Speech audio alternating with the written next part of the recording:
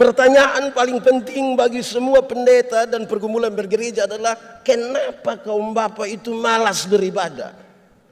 Tidak datang ikut ibadah. Kalau bilang ada kerja bakti, semangat mereka. Tapi kalau ibadah rasa-rasanya sedikit. Betul? Eklesia juga begitu. Nah, kenapa begitu? Saudara-saudara, ternyata dari dulu ada bentukan bahwa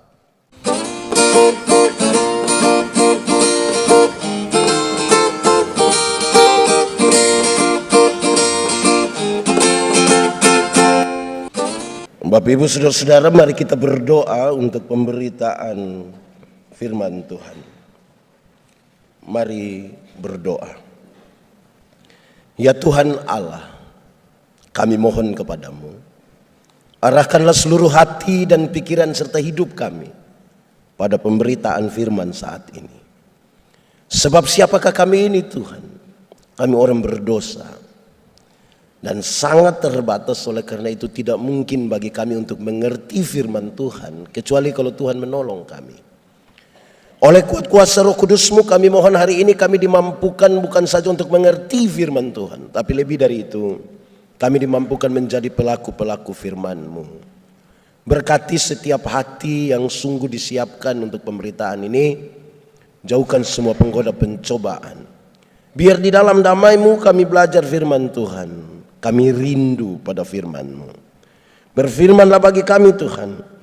Di dalam nama Yesus, firman yang hidup itu kami berdoa. Amin. Jemaat, marilah berdiri untuk mendengar firman Tuhan. Pembacaan Alkitab hari ini diambil dari Ibrani 13 ayat 1 sampai 3 yang berkata,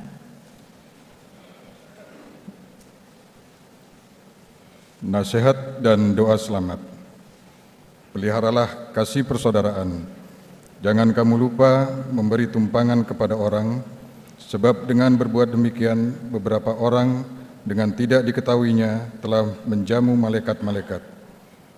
Ingatlah akan orang-orang hukumanmu, karena kamu sendiri juga adalah orang-orang hukuman. Dan ingatlah akan orang-orang yang diperlakukan sewenang-wenang, karena kamu sendiri juga masih hidup di dunia ini.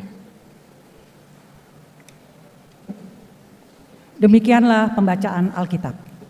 Hendaklah firman Tuhan dengan segala kekayaannya mendiami hati kamu dan ucaplah syukur kepadanya. Silakan duduk. Bapak Ibu Saudara-saudara, shalom.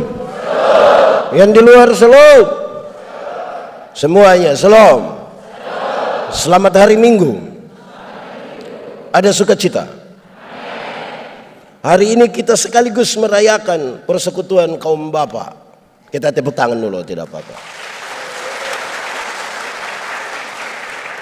Yang saya mau tanya adalah, ini perayaan kaum bapa atau kaum ibu? Kaum bapa atau kaum ibu? Lalu sepertinya mama-mama lebih banyak dari bapak-bapak. Apakah ini mama-mama janda? Nah, itu pertanyaan penting itu. Pertanyaan penting. Kan banyak yang tidak janda toh, tapi tidak sama-sama dengan suami datang ke sini. Ini bapak-bapak dorang ini waktu masih pacaran dulu rajin jemput pacar datang ke gereja. Betul? Setelah menikah ibu datang sendiri. Terus pendeta tanya, "Bapak, kenapa lepas ibu datang sendiri ke gereja?" Terus dia bilang begini, "Pak pendeta, ibu pendeta, waktu Pak pendeta, ibu pendeta kasih nikah saya dan ibu, kami dua telah menjadi satu." Jadi kalau ibu sudah ke gereja itu sama dengan bapak juga sudah. Di GPIB ada begitu juga. Siapa punya suami cocok, kita jujur saja itu. Tapi ibu-ibu juga satu ini, ibu-ibu ini. Siap cantik-cantik datang gereja tapi jalan sendiri. Terus pendeta tanya, "Ibu, suami?" Terus dia bilang, "Ih, tahu sendiri." Sudah tahu suami begini, kenapa ambil resiko? Bapak Ibu saudara-saudara, jemaat. Bagus itu. Jemaat. Pertanyaan paling penting bagi semua pendeta dan pergumulan bergereja adalah, kenapa kaum bapak itu malas beribadah? Tidak datang ikut ibadah. Kalau bilang ada kerja bakti, semangat mereka. Tapi kalau ibadah rasa-rasanya sedikit. Betul? Eklesia juga begitu. Nah, kenapa begitu? Saudara-saudara, ternyata dari dulu ada bentukan bahwa kita lihat budaya kita rata-rata sama. Kalau ada anak laki-laki menangis, kita bilang begini, kau macam perempuan saja. Seolah-olah yang boleh menangis hanya. Tapi kalau ada perempuan keluar malam-malam, kita di kampung bilang kau macam laki-laki saja. Seolah-olah yang boleh keluar malam hanya. Akhirnya laki-laki itu dibentuk sebagai sebuah pribadi yang sepertinya superior. Pekerjaan-pekerjaan dengan resiko besar, resiko berat diambil oleh laki-laki, bapak-bapak. Yang resiko ringan itu diambil oleh perempuan. Yang masak di rumah bapak-bapak atau ibu-ibu? Ibu-ibu, kan domestik kecil di rumah.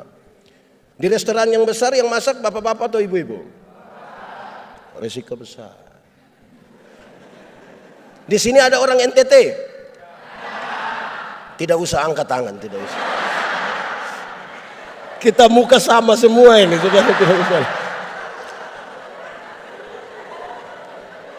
Di NTT, kalau sadap enau, iris tuak, yang naik ke atas pohon, itu laki-laki. Resiko jatuh mati. Yang pikul perempuan. Bawa dari ini pohon ke rumah masak. Perempuan. Sekali lagi resiko besar diambil oleh laki-laki, yang kecil diambil oleh perempuan. Itu terbawa terus. Sekarang pertanyaan penting untuk kita jawab. Menurut saudara, ibadah itu resiko besar atau resiko kecil? Mulai kacau ini kita. Ibadah itu termasuk resiko besar, pekerjaan resiko besar atau kecil? Banyak suami bilang kepada istrinya, hanya ibadah jadi mama pergi sudah. Tapi kalau dalam ibadah ada keputusan bersama. Untuk perayaan Natal tahun ini tiap-tiap kakak kumpul 250.000 rupiah. Resiko besar atau kecil? Besar itu. Makanya silahkan ibu ikut ibadah. Tapi untuk ambil keputusan 250 tanya. Di Bali juga begitu. Saudara, ini kita ada dua ya. Pertama kita bicara bapak-bapak dulu, habis baru masuk ke bagian ini. Saudara-saudara, kami melayani dengan kaum bapak gereja kami ke satu daerah, satu jemaat di Rote. Terus ada sharing setelah ibadah. Kenapa bapak-bapak itu tidak terlalu rajin ke ibadah-ibadah? Yang sudah rajin mantap ya, ini yang tidak biasa. Hampir kami semua sepakat bahwa sibuk. Sibuk. Di sini juga sama kok. Sibuk. Rupa-rupanya hari-hari ini kalau kita sebut diri sibuk itu sepertinya kita bermakna sekali. Bapak ibadah, saya sibuk. Kalau bicara sibuk itu sepertinya derajat naik sedikit, makanya lebih ekspresif. Saya sibuk. Setelah semua hampir sepakat mau akhiri ini sharing, seorang bapak bilang, Pak Pendeta saya bicara sedikit. Oke, silakan. Dia bilang begini, Pak Pendeta, untuk sibuk saya juga sibuk Pak Pendeta. Saya punya perusahaan 6. Salah satu tempat usaha kami baru akan ditutup kira-kira 9:30 malam. Tapi kenapa saya terima jadi majelis jemaat, kenapa saya rajin ikut persekutuan kaum bapak? Kenapa saya harus antar saya punya anak-anak ke sekolah, saya kasih panas mobil, kasih tinggal barang 1-2 menit, saya harus baca firman 1-2 ayat biar anak-anak dengar dulu baru kami jalan. Kami penasaran, kami menunggu sebenarnya alasan apa. Dan dia jawab begini, kenapa saya lakukan itu? Dia bilang, karena saya sayang anak-anak saya. Saya langsung tanya dia, jadi saya ini tidak sayang anak? Hanya Bapak sendiri sayang anak, kami tidak. Dia bilang, Pak Pendeta minta maaf, saya baca Alkitab. Sampai satu waktu Tuhan ingin untuk menghukum Salomo. Karena Salomo buat kuil-kuil penyembahan untuk dewa-dewi dari istri-istrinya. Tuhan mau menghukum Salomo, tapi kemudian Tuhan batal menghukum Salomo. Tuhan mengucapkan kalimat ini. Tuhan bilang begini, Salomo, oleh karena ayahmu Daud, aku tidak akan menghukum engkau. Pakai bahasa hari-hari dia bilang begini, Salomo, karena engkau punya bapak yang namanya Daud itu yang buat saya tidak jadi hukum engkau. Dia bilang, Pak Pendeta, waktu saya baca sampai di sini saya mengerti. Ternyata apa yang bapak-bapak lakukan diperhitungkan Tuhan bagi anak-anaknya. Ada amin. Bapak-bapak, sayang anak, beli handphone. Apa yang orang tua lakukan, apa yang bapak-bapak lakukan, Tuhan perhitungkan bagi anak-anaknya. Dalam sebuah pertemuan raya kaum bapak, saya diminta sebagai salah seorang yang membawa materi. Pertanyaan bapak-bapak ini menarik. Melihat kondisi di mana banyak bapak tidak bergereja, tidak ibadah. Mereka bertanya begini, apa yang gereja buat, apa yang sinode buat, apa yang gereja buat, apa yang sinode buat, apa yang gereja buat, apa yang sinode buat. Saya catat banyak sekali. Waktu saya jawab, saya bilang begini, bapak-bapak, pertanyaan banyak tapi jawabannya kecil dan enteng saja. Apa itu? Saya bilang begini, bapak-bapak, pada waktu bapak-bapak dan ibu itu diteguhkan dalam pernikahan, hari itu juga saudara diteguhkan menjadi imam dalam keluarga. Pertanyaannya adalah, apakah fungsi imam dalam keluargamu dijalankan atau tidak? Kalau fungsi-fungsi imam dalam rumah tangga itu dijalankan, ini pertanyaan yang begini banyak ini tidak ada. Tapi karena bapak-bapak tidak menjalankan fungsi imam di rumah, akhirnya pertanyaan ini menjadi apa yang gereja buat, apa yang sinode buat. Kalau bapak-bapak melakukan fungsi imam di rumah, maka satu saat gereja akan mendapat nota bilang begini, minta maaf kami tidak terima ibadah rumah tangga. Kenapa? Karena kami tiap hari ibadah, tiap hari. Tapi karena bapak-bapak tidak lakukan, maka kita tanya, apa yang gereja buat, apa yang sinode buat? Kira-kira begitu. Bapak Ibu saudara-saudara, Tuhan Allah menciptakan manusia itu laki-laki dan perempuan. Aman toh? Ya. Saya kasih nikah satu pasang nikah, yang laki-laki itu umur 65 tahun. 64 tahun. Yang perempuan umur 20 tahun. Ngeri itu. Saya tahu bahwa jemaat yang hadir itu mereka bicara tentang beda usia yang signifikan itu. Bedanya berapa tahun? 44 tahun. Dalam khotbahnya saya bilang begini. Dalam sebuah pernikahan, beda usia tidak penting. Tidak penting. Yang lebih penting adalah mereka harus beda jenis kelamin. Itu lebih penting. Untuk apa sama-sama umur 30 tahun tapi laki-laki semua? Itu pakai bahasa Kupang bilang kita bakorek-bakorek. Jadi biarlah berbeda. Amin. Lalu apakah Tuhan membiarkan itu? Supaya hanya laki-laki dan perempuan? Tidak. Ada pola yang Tuhan sengaja biarkan kepada manusia laki-laki dan perempuan itu untuk kelola. Supaya rumah tangga mereka itu menjadi berbahagia. Saudara, sebuah penelitian bilang kalau kecantikan dan kegantengan menjadi ukuran, maka setiap 3 tahun kita mesti ganti pasangan. Kalau kecantikan menjadi ukuran, ini hasil penelitian ini. Kalau kecantikan, kemolekan, kegantengan menjadi ukuran sebuah pernikahan, maka setiap 3 tahun ganti istri. Saya 13 tahun, 14 tahun nikah, berarti minimal saya sudah 4 nih. Apalagi yang sudah 20 itu. Lalu bagaimana? Tuhan biarkan kira-kira ini. Saya bicara cepat di sini baru kemudian kita masuk di tema ini. Ada pola yang sengaja Tuhan izinkan supaya laki-laki dan perempuan itu kelola, biar ini hadiah bagi bapak-bapak semua. Pertama, soal pola berpikir.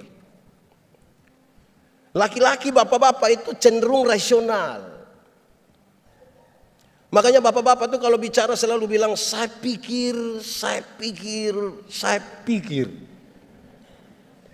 Sementara ibu-ibu lebih banyak pakai perasaan. Makanya ibu-ibu selalu bicara saya rasa.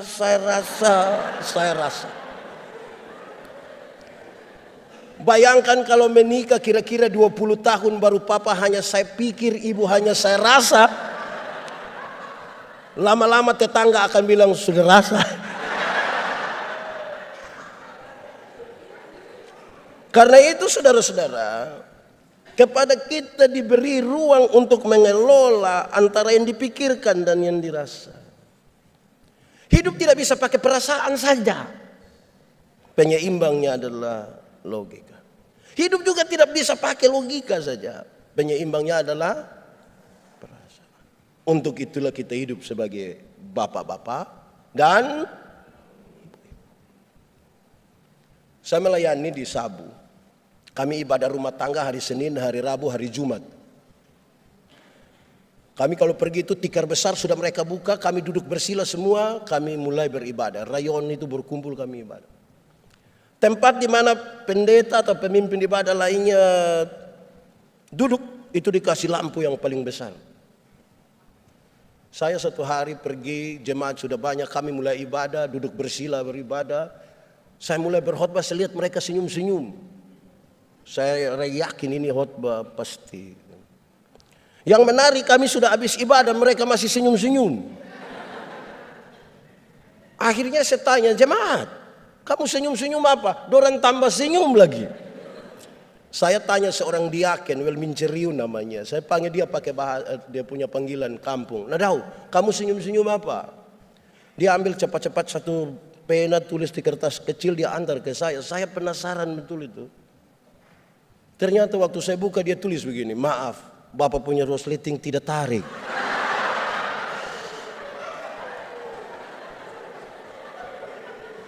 Saya mau tanya saudara, menurut saudara tadi orang punya ibadah baik? Baik kok tidak? Kenapa tidak baik?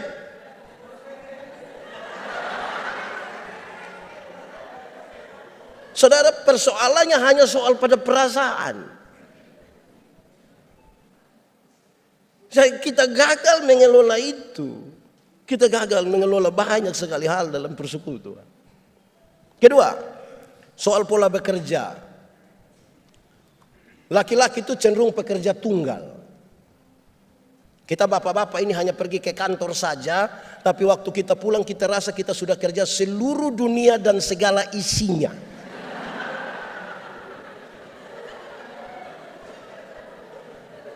Kalau bapak-bapak sempat gendong anak barang 1 jam, itu dia rasa terlalu berjasa.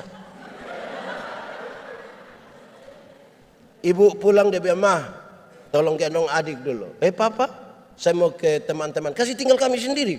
Loh, tadi saya sudah gendong adik itu 1 jam. Karena polanya tunggal. Ibu-ibu itu polanya jamak. Ibu-ibu itu bangun pagi bisa siap anak-anak ke sekolah, bisa masak untuk makan pagi, sarapan, untuk makan siang, bisa sambil setrika, siap suami ke kantor, bisa sambil foto-foto, update status, semuanya jadi so. Polanya jamak. Bukan untuk dibandingkan. Saudara, Kalau ada acara-acara macam kemarin, ada bapak-bapak yang jadi ketua, jangan coba-coba telepon waktu kita di jalan. Kita telepon, "Bapak, bagaimana?" Dia hanya jawab satu kata, "Beres." Nanti pas habis beres baru ibu-ibu akan beres apa? Kan dia tidak detail. Jemaat, pernah kesualayan dengan suami? Ya ibu-ibu jawab, jangan bapak-bapak juga jawab. Pernah? Waktu mau bayar 53.500. Kalau ibu yang bayar, ibu akan bilang begini, berapa? 53.500. Dia buka dompet, ambil duluan 50. Berapa? 3.500. Dia cari lagi 3.000 lagi. Berapa lagi? Ah ya, betul. Kalau bapak-bapak yang bayar pakai 100. Soal pola. Bapak-bapak itu kalau tamu baru sampai tangga terakhir di emper, dengan yakin sekali bapak akan bilang, "Mama, kopi." Padahal kopi tidak ada. Terus habis ibu bilang begini, "Papa, lain kali itu coba tanya kita dulu." Dengan santai bapak akan bilang, "Kok saya sudah beli itu?" "Iya Pak, itu 6 bulan lalu." Bapak pikir beli 1 hari untuk seumur hidup kan? Bukan karena apa? Karena memang polanya tunggal. 3. Soal pola berbicara. Laki-laki cenderung pendiam. Secerewet-cerewetnya laki-laki dia masih disebut pendiam. Makanya kalau ada laki-laki terlalu cerewet di Kupang, orang bilang, "Kau punya mulut seperti perempuan saja." Sebuah penelitian mengatakan seorang laki-laki bicara 1 hari kira-kira 7.000 kata. Berapa ribu? Tapi seorang perempuan 1 hari kalau bicara minimal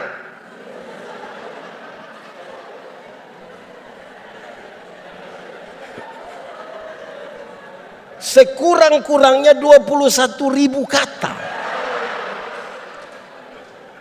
Bapak 7.000, mama. Bayangkan pagi-pagi papa sudah ke kantor, anak-anak ke sekolah, mama mau 21.000 dengan siapa? Rata-rata papa pulang kantor jam 5.06 ya. Ibu rencana mau kasih keluar duluan yang 3.000. Ibu sambut papa di pintu, pas buka ibu bilang, "Pak, di kantor tadi baik." Terus papa bilang, "Kau kepala kantor?" Kalau kita punya komunikasi macam begini, bahaya. Amin kok. Tempat berkomunikasi yang baik itu ada di meja makan. Bapak-bapak jangan terlalu sering lah makan di luar sampai lupa makan sama-sama dengan. Kita akan bicara tentang kemurahan hati, tapi kalau tidak di rumah tidak bisa. Di meja makan itulah kesempatan kita bertanya-tanya. "Mama, kenapa ini sayur garam semua?"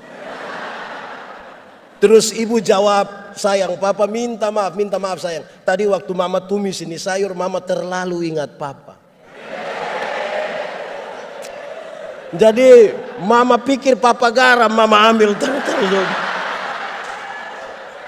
Tapi yang penting komunikasi. Ibu-ibu, komunikasi dengan suami ada baik? Hah?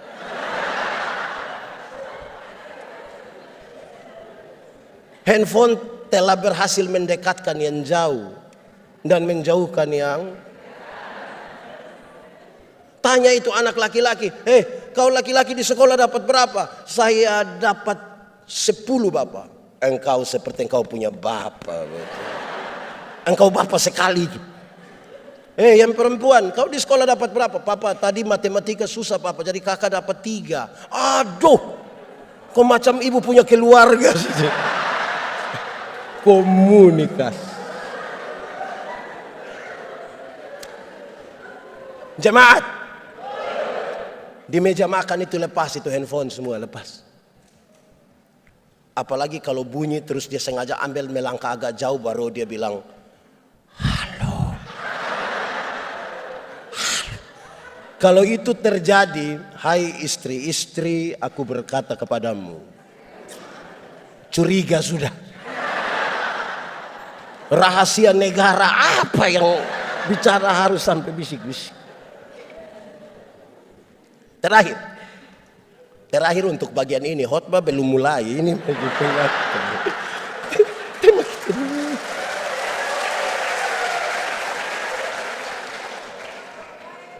soal pola mengingat. Laki-laki, bapak-bapak itu cenderung cepat lupa. Kami bapak-bapak ini berkunci mobil begini. Tek.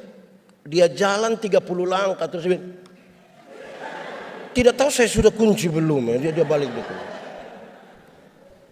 Kaum bapak itu rata-rata cenderung cepat lupa. Makanya ibu-ibu minta maaf. Kami bapak-bapak itu di luar rumah kami lupa kalau kami ada istri.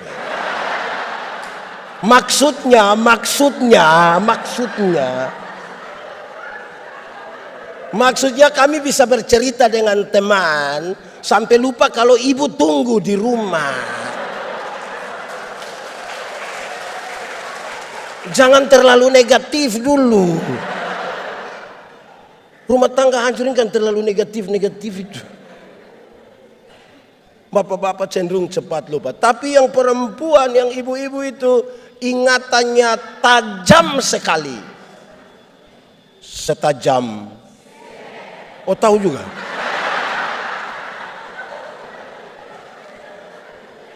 Kalau ada suami bilang begini, orang seperti saya tidak pernah marah, saya punya istri.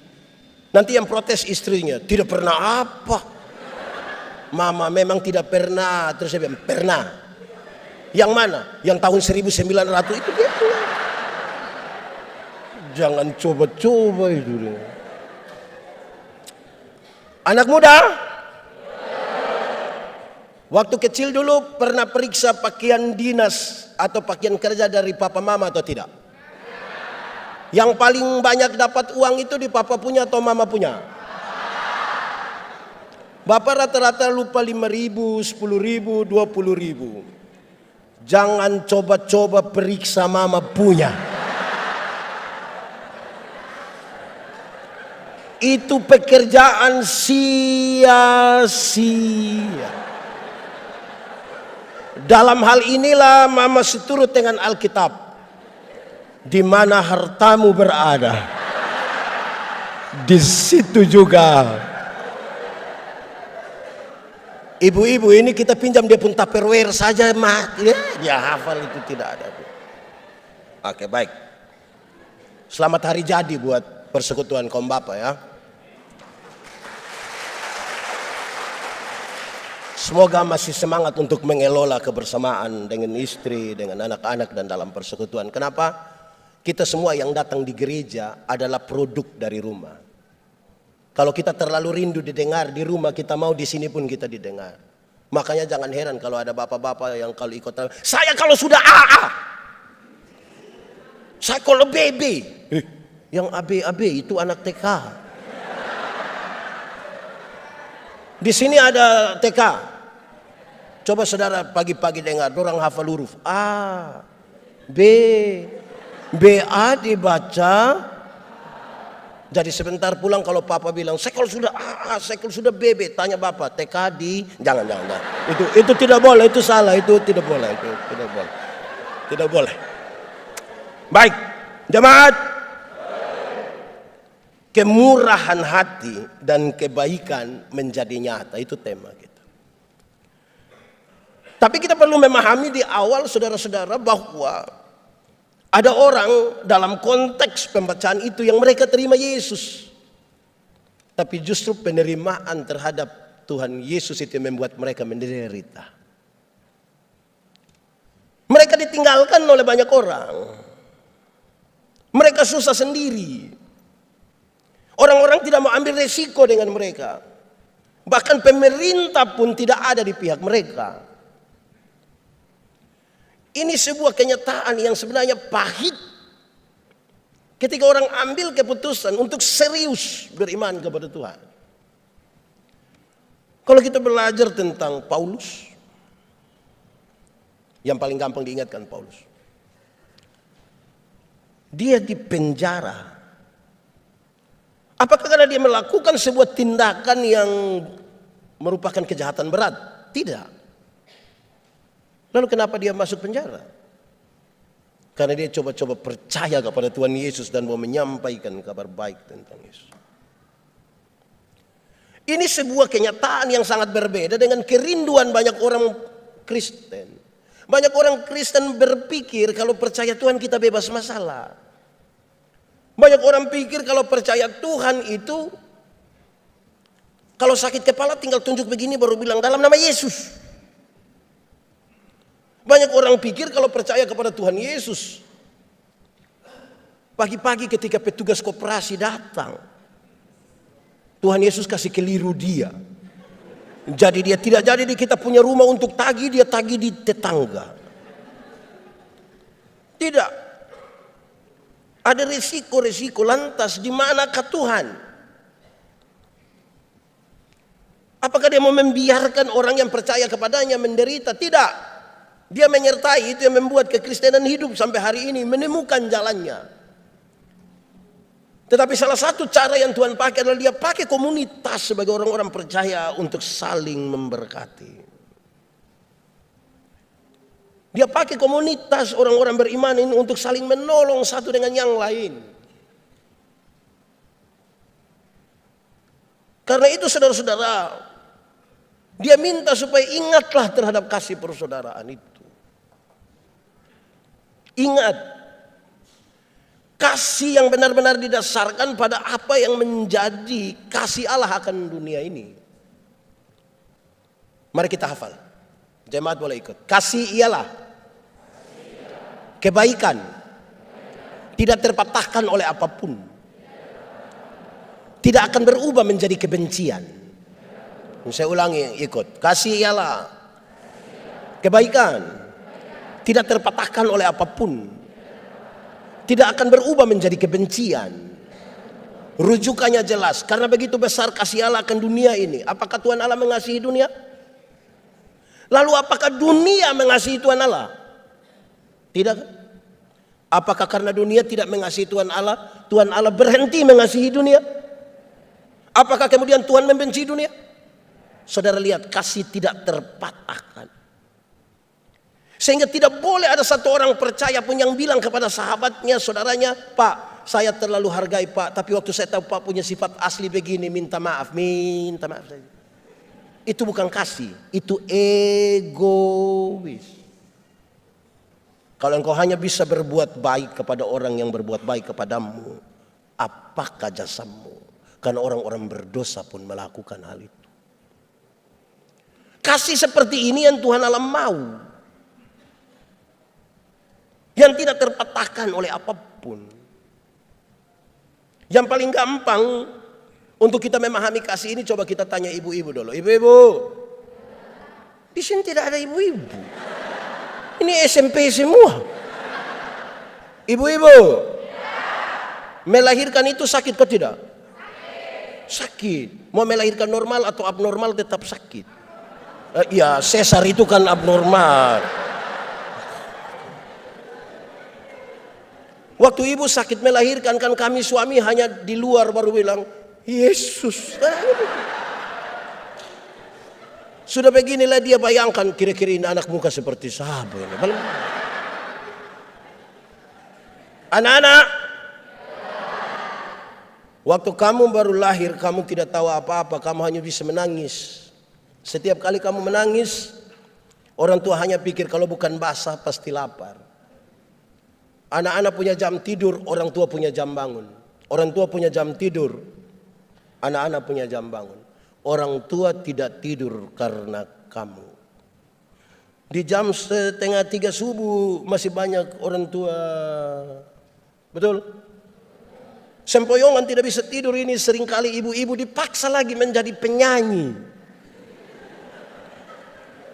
Makanya ibu-ibu punya lagu seringkali tidak bisa dipertanggungjawabkan. Kalau tidak bobo digigit, padahal justru kalau anak bobo itu baru nyamuk gigit. Kalau anak lari-lari nyamuk. Tapi sudahlah, anak-anak, kamu tidak bisa bicara. Orang tua ajar kamu bicara satu-satu suku kata. Ma, pa. Waktu mereka mulai SMP, SMA, tolong jawab orang tua. Dorang ada suka bicara sama papa mama? Kenapa lihat saya? Jawab. Waktu orang SMP, SMA suka bicara sama papa mama? Lebih suka bicara dengan pertanyaannya kepada orang tua. Siapa suruh kasih makan dorang? Kenapa kasih makan dorang? Karena apa? Kasih tidak terpatahkan.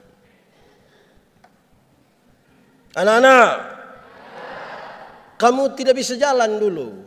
Orang tua pegang di tangan sambil latih berjalan.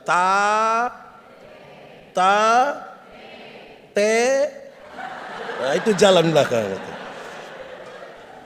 Tapi waktu anak-anak mulai bisa berjalan sendiri, SMP, SMA, suka jalan sama papa mama? Lebih suka jalan dengan? Lalu kenapa Beli kasih mereka HP? Saudara lihat, kasih tidak makanya orang tua sering kali bilang begini. Anak-anak, asal kamu mau sekolah tinggi, biar papa mama ikat perut tidak apa-apa. Pernah dengar itu kalimat? Orang tua sampai bilang ikat perut itu bukan berarti mereka mau pakai stagen. Tapi mereka utang demi anak-anaknya. Sekali lagi, KASIH. Dibaca? Makanya banyak sekali orang tua mengatakan begini, busuk-busuk juga itu kita punya anak. Busuk-busuk juga kita punya. Itu yang saya mau tanya orang tua, kenapa bilang kami busuk? Tapi saudara lihat, saya ingin menggambarkan kasih yang tidak terpatahkan. Dia bukan pencitraan. Itu kasih yang Tuhan mau. Baru kemudian dia nasihat. Berilah tumpangan. Dalam kasih yang seperti itu, kamu beri tumpangan kepada orang lain. Karena tidak gampang memberi tumpangan. Apalagi di kota. Kita lagi sibuk dengan pekerjaan, tak? Sudah sibuk lagi baru mama mantu datang lagi. Ini belum orang lain ini. Mama mantu datang kita langsung cepat-cepat tanya, ma berapa lama ma? Tapi di Bali ini dengan mama mantu aman semua. Ya kan dia tidak datang. Kalau tidak kuat kita terbeban. Apalagi kita akan menolong orang yang tidak punya hubungan apa-apa dengan kita. Hanya karena kita sama-sama percaya kepada Yesus. Siapa yang berani setotal itu? Kalau tidak dibangun di atas sebuah kekuatan kasih seperti Allah mengasihi kita. Mungkinkah itu? Mungkin. Mungkin. Saya suka tema ini, kemurahan hati. Ada unsur dari buah roh, yaitu kemurahan hati. Apa maksudnya? Saudara, ada orang yang sangat baik. Yang baik yang saya maksud itu adalah dia selalu rajin gereja, tidak punya masalah dengan tetangga, tidak punya masalah dengan ipar-ipar, mama mantu, bapak mantu, dia sangat baik di situ. Tetapi itu orang punya sekikir tidak ada dua. Sekikir sekali. Itu yang dimaksud dengan orang yang tidak punya kemurahan hati. Bermurah hatilah sedikit. Supaya kita bisa untuk menjadi bagian dalam pergumulan bersama sebagai orang-orang percaya. Dalam kasih yang seperti itu, saudara-saudara, dia mau satu. Dia rindu supaya kita itu saling peduli. Solidaritas. Kenapa kita butuh bersolidar dengan orang lain? Karena Tuhan itu lebih duluan mengambil bagian dalam penderitaan orang lain.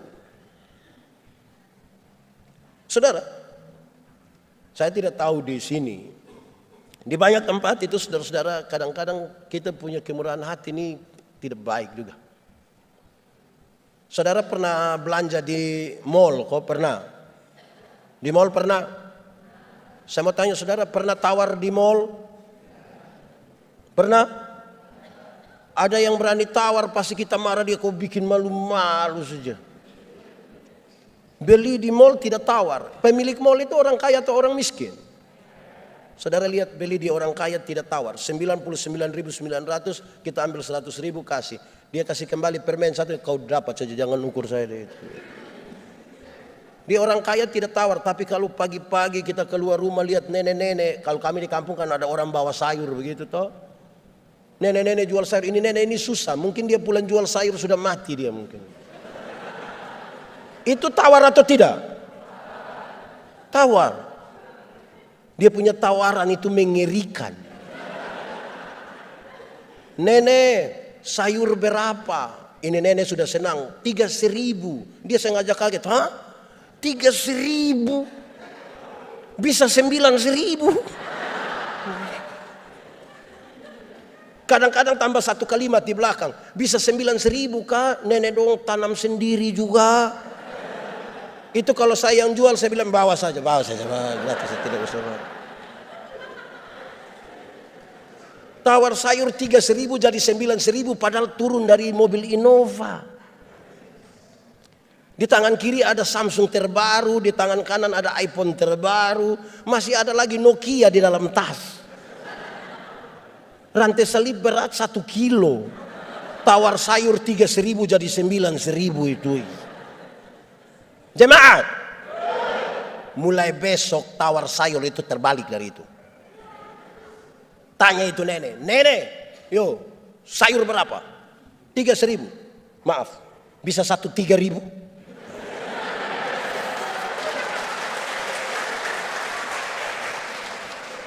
Berani bisa tawar sayur 3.000 jadi 3.000, hanya 3 kemungkinan.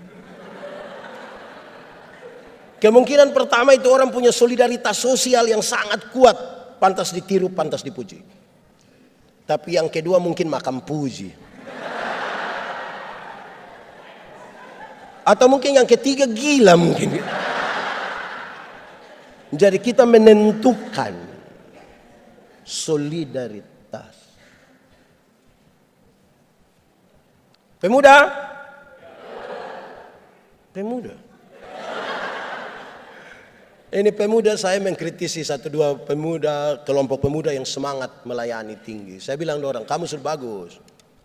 Waktu mau Paskah, waktu mau Natal, mereka pergi catat yang usia lanjut. Di sini apa namanya? Ya, yang susah sengsara itu mereka catat nama-nama mereka. Terus mau datang, nenek nanti ikut gereja ya. Pas warta pelayanan ada bilang begini, untuk para penerima diakonia supaya jangan pulang dulu. Setelah ibadah ini akan dilakukan pembagian. Yang sehat semua pulang, ini yang kita kasih tinggal nenek-nenek sakit semua nih. Mulai mereka panggil satu-satu, Nenek Manobe. Nenek jalan begini kan dia susah gitu. Terus kita ambil kantong plastik merah isi beras, isi gula, isi semua, kan nenek setengah mati gini. Terus nenek setengah mati, nenek kita foto dulu, kita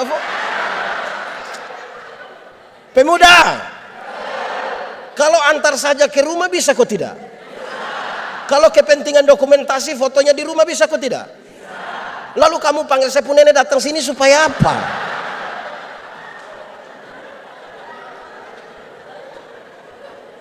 Saya pun nenek ada apa-apa kamu tanggung.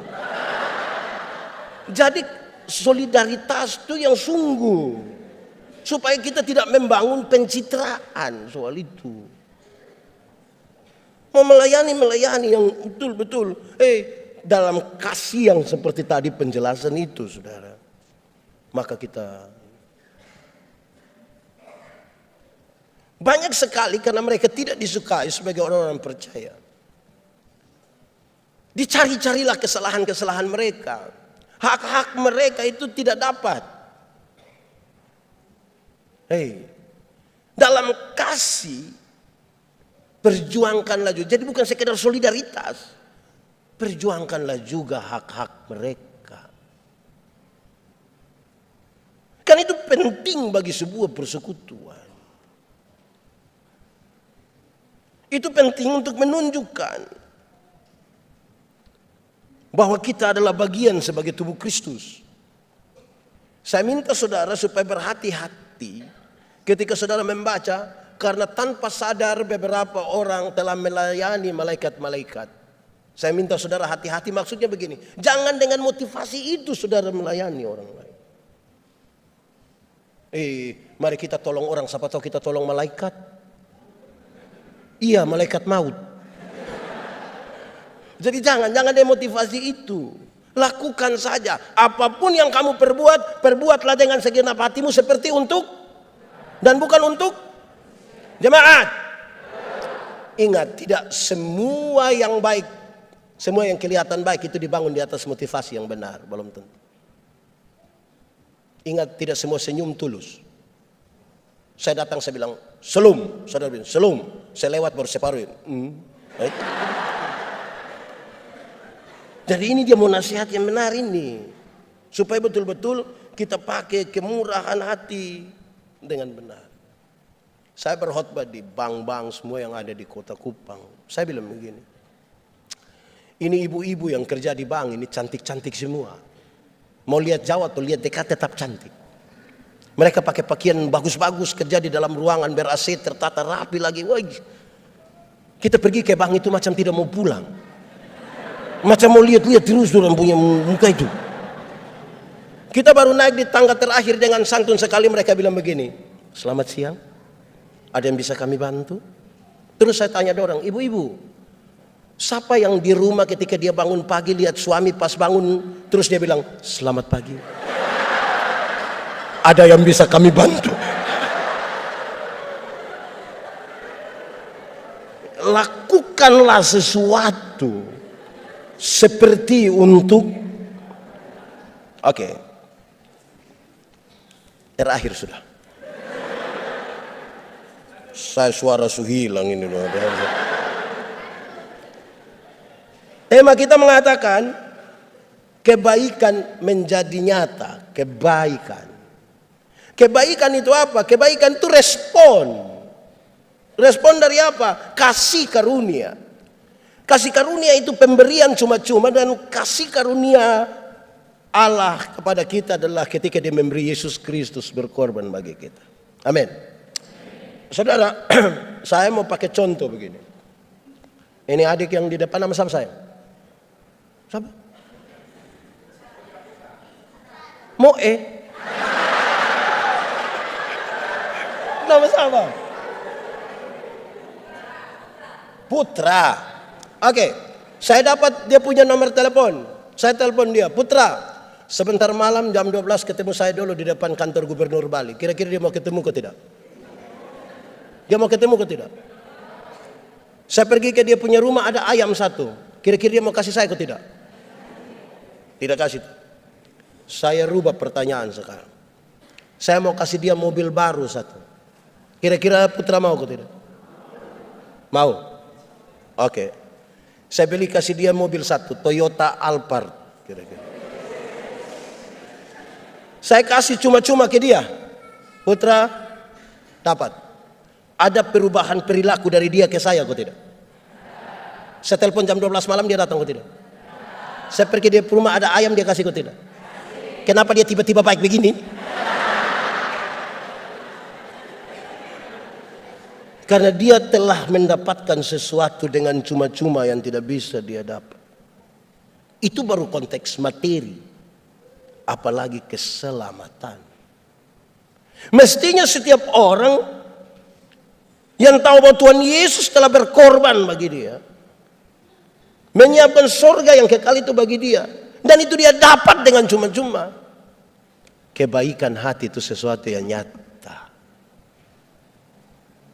real,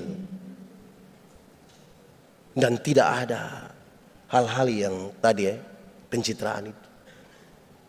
Dan itulah kebaikan. Saudara bayangkan kalau kemurahan itu dan kebaikan hati itu kemudian menjadi nyata. Bukankah kita sementara membangun sebuah komunitas di mana tanda-tanda kerajaan surga itu ada pada jemaat? Surga lebih baik atau dunia lebih baik? Surga atau dunia? Yakin surga lebih baik? Betul? Kalau begitu saya mau tanya, siapa mau pergi ke surga sekarang? Hah? Saudara tidak mau pergi? Pak Pendeta, belum waktu Tuhan. Oke. Walaupun saya belum pergi ke surga yang lebih baik dari dunia ini. Karena belum waktu Tuhan. Tapi tanda-tanda kerajaan surga itu sudah harus saya alami di tempat di mana saya ada. Kerajaan surga berkaitan dengan pemerintahan Allah. Pemerintahan Allah seperti apa? Yang penuh keberpihakan, penuh kasih, penuh keadilan, penuh solidaritas. Itu tanda-tanda kerajaan.